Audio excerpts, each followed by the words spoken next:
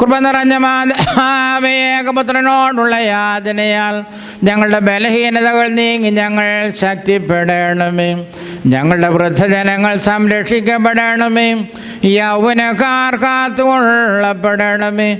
സ്ത്രീ പുരുഷന്മാർ ദൈവഭക്തി ഉള്ളവരാകണമേ.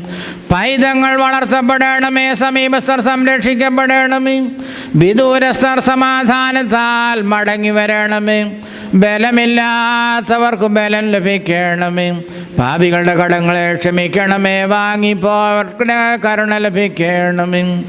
അധർമ്മികളായ മനുഷ്യരുടെ ദുഷ്ടതയിൽ നിന്നും കരുണയില്ലാത്ത ഭരണാധികാരികളുടെ പീഡനങ്ങളിൽ നിന്നും പരിശുദ്ധ സഭയും അതിൻ്റെ മക്കളും പൊതുവായിട്ട് കാത്തുകൊള്ളപ്പെടണമേ.